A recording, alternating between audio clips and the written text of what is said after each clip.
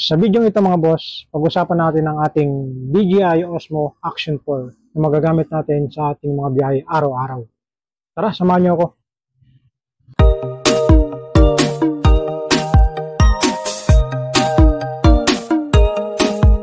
Pero bago ang lahat mga boss, samahan niyo akong i-unbox ang ating DJI Osmo Action 4 Adventure Combo mga boss. Kung ano-ano yung laman ng ating Osmo Action 4 mga boss. Kapag binili niyo po kasi itong DJI Osmo Action 4, meron po itong mga tinatawag na combo o yung standard mga boss. No? Pero ang ating kinuha ay itong Adventure Combo mga boss. Papakita ko sa inyo yung ating biniling DJI Osmo Action 4 mga boss. Samahan niyo ako at buksan na natin ang ating DJI. Meron siyang dalawang box. Ito yung isa. At saka meron siyang ating stick, selfie stick mga boss. Ayan, oh. Selfie stick sa natin yung ating meron siyang tatlong battery. Ayan. Tatlong battery yung ating DJI Osmo Action 4.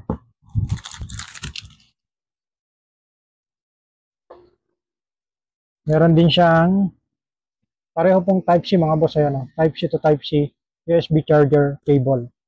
Meron po siyang connector na kasama. Ano. Sa isang box naman, nakita natin dito yung ating camera mga boss. Ayan yung camera natin.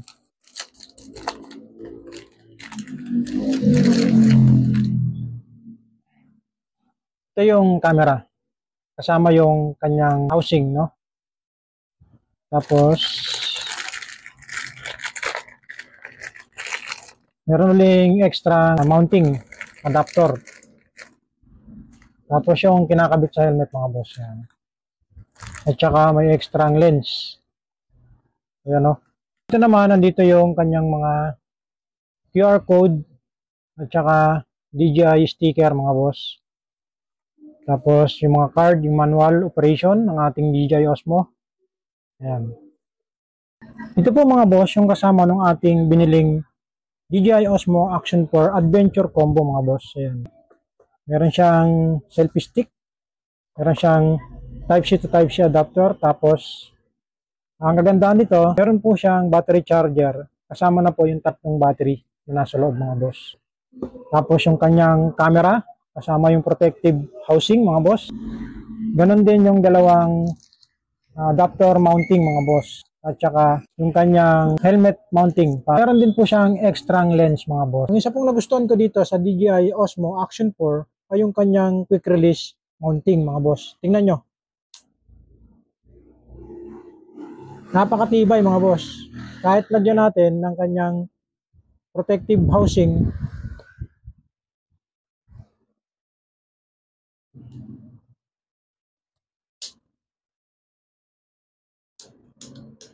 ayan.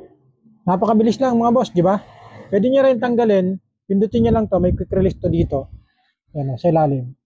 Naka-magnet po yan. Yan po yung isang pinakamaganda rito sa DJI Osmo Action 4. Napaka-smooth ikabit sa ating mga helmet mounting mga boss. Naman tayo sa kanyang specification. Ang dimension po nito ay meron tong 70.5 by 44.2 by 32.8 millimeter mga boss. Ang timbang naman po nito 145 grams mga boss. Ito po ay waterproof na din kahit wala po siyang waterproof case. Kaya po itong gamitin sa hanggang 18 meters ng walang waterproof case. Kung gusto niyo naman lagyan ng waterproof case, pwede naman po yan para mas mahaba yung kanyang magiging water resistant mga boss. No? Papakita ko sa inyo yung internal mic niya mga boss pag tinanggal niya dito sa protective housing niya mga boss. Yan. Ito yung kanyang internal mic. Sa screen, ito po yung kanyang lens. Ito naman po yung kanyang front screen. At ito naman po yung kanyang back screen mga boss. Pag tinignan niyo naman yung magkabilang gilid, nandito yung kanyang battery slot at saka yung SD card slot.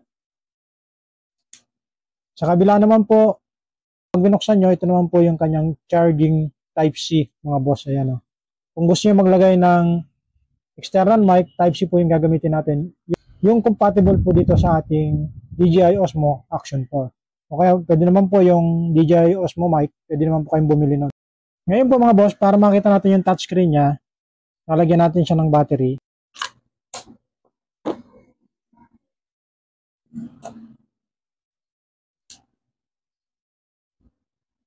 Pagkatapos nalagyan ng battery mga boss, papakita ko sa inyo. On lang natin dito sa power button.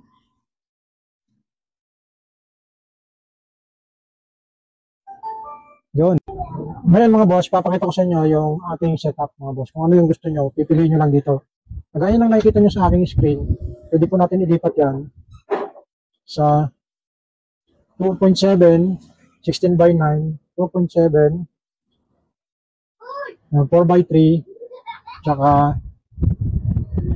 4K 16:9, at tsaka 4K 4:3. Yan mga boss. Kasi ako mas preferred ko yung 2.7, 16:9. Yan po yung lagi kong ginagamit sa pagbablog mga boss. Tapos naka 30 ako, kaya naman minsan ginagamit ko yung 60 frame per second. Yan mga boss. Yan yung gamit natin. Ngayon mga boss, dito naman meron tong loop recording mga boss. Pinutin natin. Ayan. Meron tong pre-record, off. Ayan. Pwede rin pong, ako kasi dito lang ako sa loop recording. Tapos, mamimili na lang po kayo kung ano po yung gusto nyo. Pwede 1 hour, 20 minutes, 5 minutes. Ako po kasi naka-max. Ayan. Yan po yung ginagamit natin. So, balik natin. Ayan. Meron naman po ito. Ito naman po yung stabilization niya. Itatawag ni DJI na Rocksteady. Ayan o. Pwede pong off. Pwede yung Rocksteady Plus. Nasa inyo po yung gusto nyong gawin, mga boss. Punta naman po tayo dito sa kanyang settings. Pindutin nyo lang po itong nasa gilid. Ayan, lalabas na po dyan yung ating settings. Ako kasi laging naka-dilagam. Ito mga boss, magandang pagkakataon to sa mga kagaya nating motovlogger, no? Ayan, yung nagbabalak bumili ng action camera, mas recommended ko po to kasi to, naka-low light po itong DJI Action 4, mga boss. Tapos mamimili kayo kung wide ba. Ayan, mamili kayo ultra wide. Ayan, wide. Tapos standard at saka narrow. So kasi ginagamit ko lang is wide. Hindi naman po kayo pumunta dito. Hanapin nyo lang po yan. Yan po yung po sa front screen to kung gusto nyo. Yung front screen nyo, naka-half. Yung sa may front screen na yan. Audio naman, magagamit nyo lang po ito kapag itong sinasabi ko dito sa Pro. Pwede nyo din pong i-enable itong Pro. Meron din po yan. Yan ha. Yan.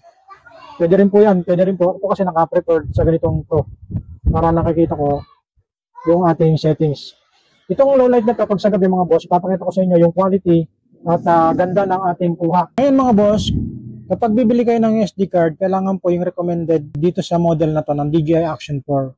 Kasi kapag ibang SD card po yung ginamit nyo, eh, hindi po magpe-play ng maayos at mag-slow mo yung inyong SD card mga boss. Pwede naman kayong dumirekta sa DJI Store para bumili po mismo ng SD card mga boss. Sa camera naman po, meron po tong sensor na 1x1.3 inch CMOS mga boss.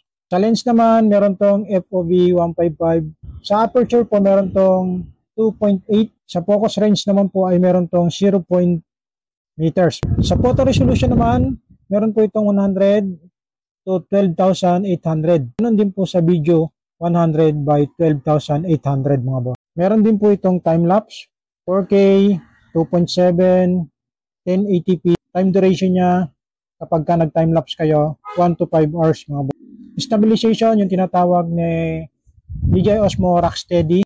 Ang battery naman po nito ay LiPo 1S. Pinakamaganda rito mga boss, yung capacity ng battery na to, nasubukan na natin to. Battery capacity ng ating DJI Osmo Action 4 ay 1,770 mAh. Voltage niya ay 3.85 mga boss. At ang connection niya ay Wi-Fi. Pwede rin pong Bluetooth. Pwede rin pong rekta sa inyong cellphone. Kapag nag-download po kayo ng DJI apps, pwede na pong remekta yan sa inyong cellphone. Ipapakita ko sa inyo, din pong ginamit natin yung settings sa ating DJI Osmo Action 4. Dito po sa video na to, makikita nyo na naka-ultra wide po ako, 2.7K, 4x3, 30 frame per second mga boss. Naka-rock steady on, internal mic, naka-D-lag mga boss.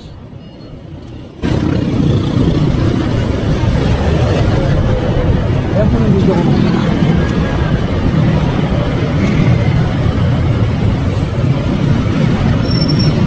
Sumunod naman po mga boss, ito naman po yung ating kuha.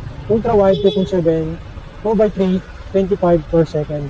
Mic, internal mic. Okay yung camera ko. Shout out kay Ray! Ginkgo!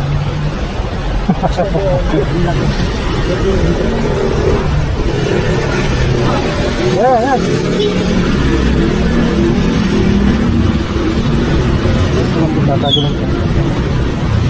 Sumunod ko naman pong video yung papakita sa inyo ay yung wide. Yan po yung settings na ginawa ko. 2.7, 4x3, 24 frame per second mga boss. Internal mic yung gamit natin. Back steady on. Nakadilag yan pa rin po ako. Yan po yung video na yan. Talagang nakitulitan kang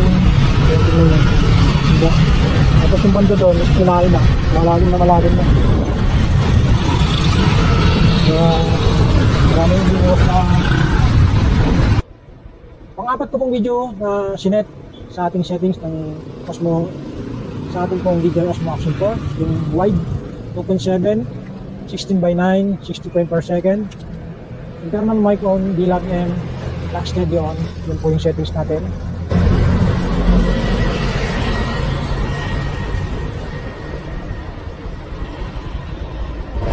Good morning mga boss. Good mga araw at magandang araw din yan. Magandang madaling araw pala. Ang iba natin, ultra wide, 2.7K, 16:9, 30 frame per second, yun lagi, back steady on, internal mic on po tayo.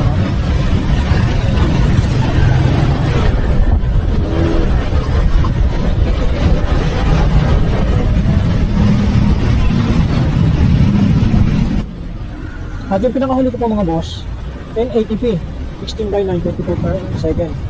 Naka-rock steady on pa rin ako, naka-D-Lock M, naka-internal mic, at saka naka-normal view pala.